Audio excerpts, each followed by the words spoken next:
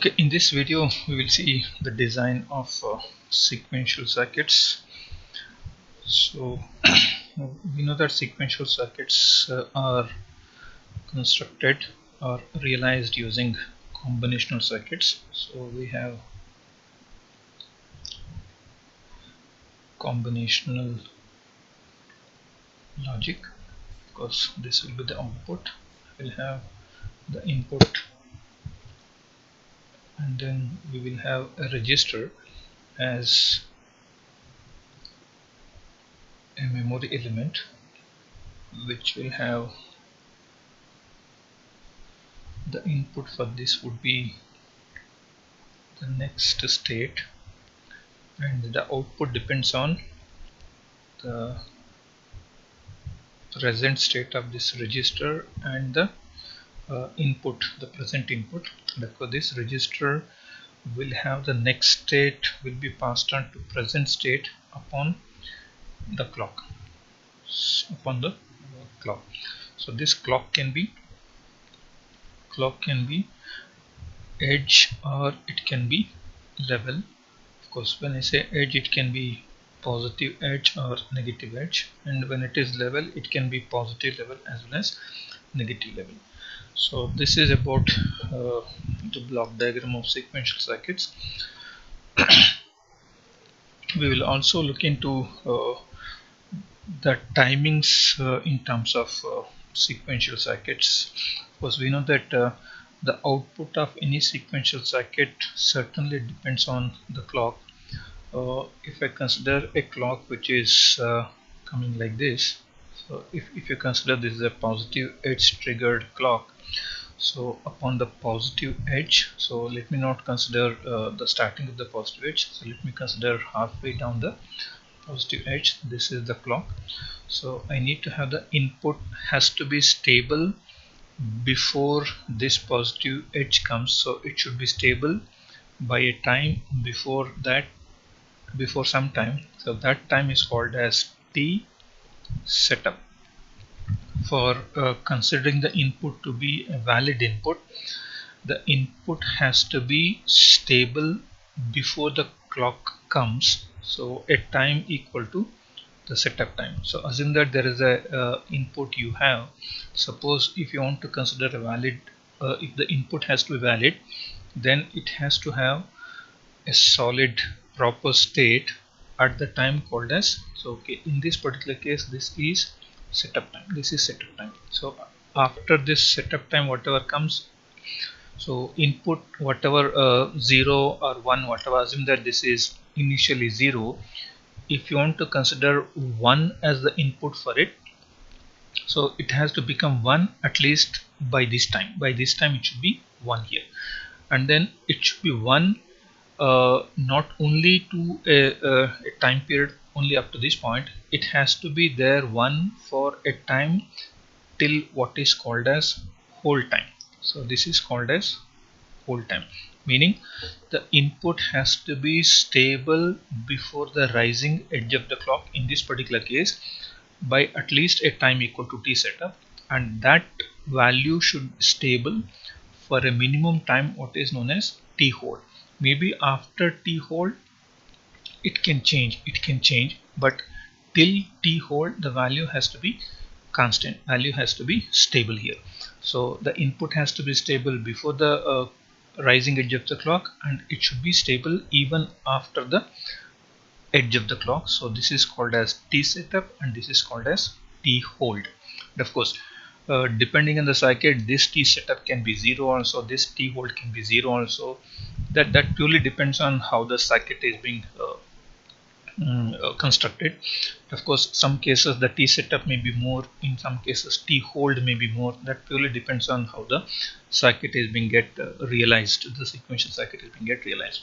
So let us also talk about how does the output will look like. We know that the output will always be compared with respect to the edge of the clock. So this is your rising edge of the clock. Suppose if you had some output prior to the clock, so this output, if it has to change, so it will certainly change. Of course it won't change exactly whenever your clock comes. It certainly takes some, because if I can see over here, whenever an input comes, the output will respond upon passing through all these combinational circuits, so it takes some time. So we call that time as from the time of half of your rising edge to the point where your output changes. You can see you had some previous output here. This previous output will prevail till this point, and the output will change only after a time from this rising edge of the clock. That time is called as T clock to Q delay. This is clock to Q delay. Clock means the point where it rises, and Q is nothing but the output. So clock to Q delay is the time taken by the output to change its state as per the previous as per the input, and of course the previous output. So this is called as clock to Q delay. The three important timings in any sequential circuit is what is T setup, what is T hold, and what is clock to Q delay. So these are the three important timings we need to look into whenever we design or whenever we analyze any of the sequential circuit. This is clock to Q delay. Clock to Q delay. Okay, let us move on to realization of latches. Let us consider a positive level latch. Uh, so when I say positive level latch, so whenever a clock is high, so let me just assume that this is a D input and this is your Q output, and you have the clock here, you have a clock here. Since it is called as positive level, I'm not writing an arrow mark which is indicating the edge here, so it is positive level. So what we are expecting is whenever the clock becomes high, whatever is the input, it will going to change over there. So let me just write the input, which is the clock one here. So assume that this is your clock, this is 0 1 0 1 0 what you have, and let us assume that this is my input. So let me assume that okay, your input is keep on changing. Let me just indicate those changes in terms of these keep on changing values. You can see now I want to have these as my values that have been keep on changing. And let me write how does the output will look like. So this is an ideal condition. So since clock is 0 here, if since the clock is 0, it won't latch. So supposing that you had a value, some value, so that will going to be retained till this point. So till this point, whatever is the value, because this is 0, whenever this is 0, this won't latch. So whenever the clock is 1, whatever is the input, you can see it is keep on changing. So the indication of this says that whatever is the input being followed as the output whenever the clock is 1. Whenever clock is 0, whatever is the value that was there prevailing just at the whenever the input, whenever the clock goes 0, that will be retained. So you can see this continues. So this can be either 0 or 1 or 1 0 whatever. Suppose at this edge, if the value was 1, it will remain as 1. If the value was 0, it will remain as 0. Suppose if the value is, suppose assume that if your input is something like this, if the input is something like this, and if it is happening something like this, what will happen is, so this will going to retain as it is. You can see it is just following as it is.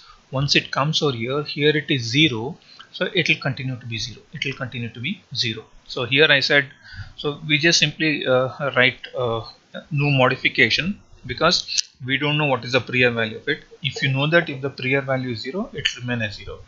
If the prior value at this point, if it is 1, it will remain as 1. Similarly, you can think of having what the negative level latch. So this is negative level latch here. In such case, you again have a D input. This is now input, because it's the same in the previous case also. This is output here. Then this is bubble. You put a clock. So since there is a bubble there, so it is clock. So now here you can see it's exactly the reverse. Whenever the clock is 0, supposing that this is your input, if it is keep on changing, if the input is keep on changing here, I'm just indicating those changes not like this.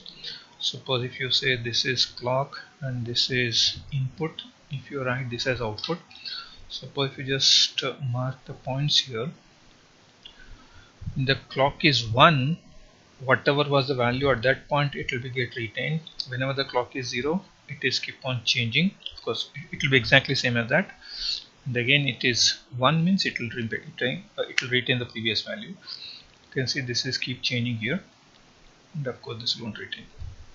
It's exactly the opposite to what was happening here. You can see when the clock was 0, in this case it was retaining, but here when the clock is 0, the output is same as the input.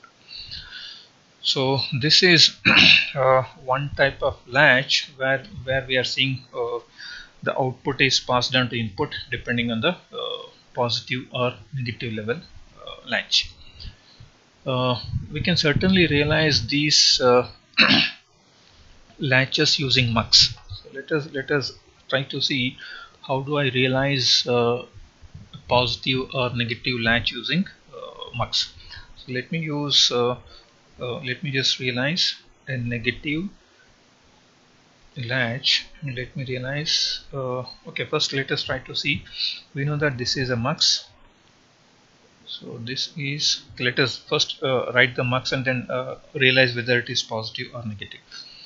This is my output, and you can have this is 0 and 1, and you have a select line. This is select line. To this select line let us connect the clock. Let me connect D here. Let me just connect the output back to 0. So maybe after looking into this we'll decide whether it is a negative latch or positive latch. Okay, let us again assume the same logic here. Of course we know that the output of, suppose if you consider this as Y, this is I0, this is I1, this is S0. We know that for 2:1 mux, so this is a 2:1 mux. You have S0 value and then the Y output, and then you have the Y output. If it is 0, we know that when S0 is 0, we're going to get I0 as the output. If S0 is 1, I will get I1 as the output. So this is what is. If it is 0, you'll get I0. If it is 1, you'll get I1. So in such case, since we are using clock as I0, so let me just consider this as my clock here. This is clock, and this is my okay, so if I want to write what is my output, so I will write my output as, so okay, if you can see here, if you are having the clock as 0, suppose if the clock is 0 here, you can see I0, so it is just holding the previous value. It is just holding the previous value, no changes here. Whenever, of course you can also think of having input first. Okay, let me just give an input here which is keep changing. Let me just take that as an input. Okay, let me just write this as my input, and then let me write what is the output. Input is nothing but D input. Okay, let me write the transitions. Okay, whenever clock is 0, we know that clock matlab when S0 is 0, so we know that as per this output is equal to I0. This is actually what is I0 is, the output is whatever the output, that will be get retained here. Suppose at this point of time if the output is 1, it will remain as 1 for the entire time. Whenever the clock becomes 1, the output is nothing but I1. So if I1 is the D input, then it is keep on changing. You can see this is keep on changing here. So whatever is the input, that is keep on changing. Of course, whenever the clock becomes 0, that is when S0 is 0, then output will be of course output will be selected as one of the inputs, so it remains as the previous value. So it is exactly the same thing. If you can see here, so is during negative of the clock is your output following the input. So that's what was happening here. Whenever it was negative, whenever the clock was negative, we were getting exactly same as that of our input. So this is negative latch. This is negative latch. If you want to realize a positive latch, so you may have to simply interchange the selections here. So then again, what you can think of doing is, here you can give the D input, which is I0. For I1, you can give the clock. Sorry, the output is fed back to this, and of course this is your S0 or the clock, and of course this is your Y. Again, as per this, so this is 0, this is 1. When it is 0, so I'll be getting the output. You can see it's exactly the opposite of it. Whenever it is I can just look at it how it happens. Let me write the clock here. Let me write the D input.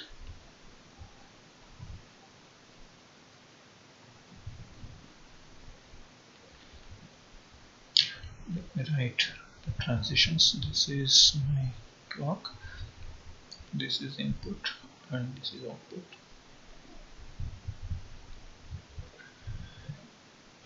Looking at this, whenever clock is equal to 0, this is selected. You can see now, whenever clock is equal to 0, okay, one small mistake we did it here. What is happening here? So this is negative latch. Whenever the clock is negative, it is latching here. Suppose if you see here, this one, shall we say it as negative latch or positive latch? Because if you can clearly see here, so this whenever the clock is 0, you are getting the output as it is. So whenever is this is shall we write it as positive latch? This has to be positive latch now. So why it has to be positive latch is because when the S0 is 0, this is actually selected. When this is selected, you are actually not sampling the output. Output is not equal to input because output is the previous value. So that's why I will call this as positive latch. So this is negative latch. Am I correct? Which is exactly, if you can just compare these two things. So whenever the clock is negative, so can you see the output voltage is constant here? Output voltage is constant, which is exactly happening the way how it was happening for positive level. So when the level is positive, when the clock is positive, output is following the input. Of course, sorry for that. So in this negative latch, whenever the clock is 0, whenever S0 is 0, we will get I0 as the output. So what is I0? It is clock. So do we get during negative half cycle, do we get as it is the input is the output is equal to input? Whenever clock is 1, when this is 1, output is same as the previous output. It remains here. You can see now this is keep changing, then it is constant. So this is actually during negative, it is sampling, the output is same as input. Whenever it is positive, it is holding the previous value. That's why it is called as negative latch. Of course this is similar to that one. Hope there is no major confusion. So of course it is very clear that okay, whenever it is negative, if the output follows the input during whichever cycle, you can see the output is following the input. During positive, that's why it is positive latch. Here the output is following the input during the clock negative, that's why it is negative latch. So in the next video we will see some examples. Okay, otherwise we just try to realize a mux using transmission gates. This is how I can realize a mux using transmission gates.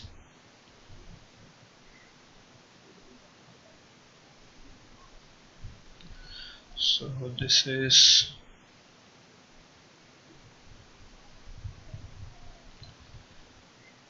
you can write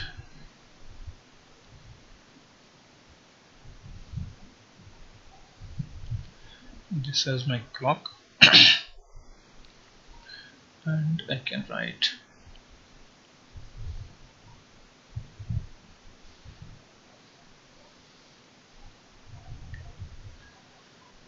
if I connect this to clock bar, I will okay, let me just this is my D input. Let me connect the D input here.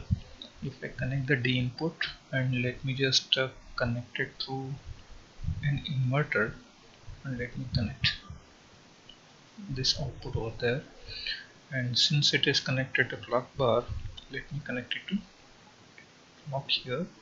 Let me connect this to clock bar. Fine. This is transmission gate T1, this is transmission gate 2, this is inverter 1, inverter 2, inverter 3. So this is clock bar, this is clock. Let us try to understand this will realize whether it is realizing a positive latch or negative latch. Let me write the clock here. If I write the clock, this is 0 1 0 1 0. When clock is 0, you can see uh, T1. Okay, I can write when clock is 0. Let us write what is the condition of T1 T2 here. Again T1 T2 T1 T2 T1 T2. So when clock is 0, is this 1 here? This is 1, so T1 is on because this is 1 and this is 0. T2 is off, you can see here. So this is clock, so this one will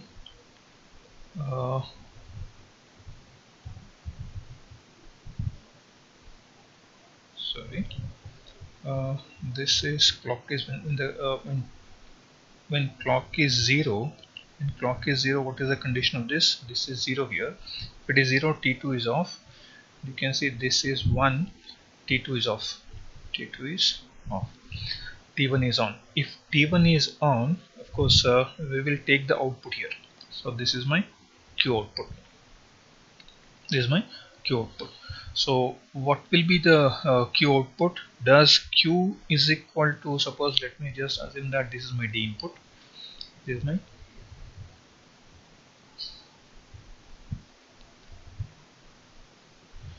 my D input.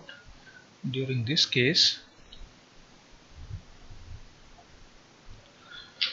so during this entire what clock equal to 0, since T1 is on, so does this Q is equal to double inversion? Will I get same thing? Of course with some delay. Will I get the output Q similar to that of D because it is double inverted? So consider when clock is 1. When clock is 1, so here you'll get it as 1, so that means T2 is on. So T2 is on. Since clock is 1, this is 0, so T1 is off. T1 is off. This is off, this is on. Since this is on, whatever value you have over here will be, just assume that you earlier had a value of 1. So let us assume that you had a value of at this point of time you had a value of 1 here. Sorry, at this point, if Q is equal to 1 means, so then this is 0. This, if you are assuming Q to be 1, then this is 0. This 1 will come over here, the same 1 will become 0. This 0 will be passed on to this point as 0. Can you see now? as long as this clock is 1, will this value of 0 will it be retained? Because this 1 will come as 1 here, that will be 0. This 0 is passed under this, then this 0 will become 1.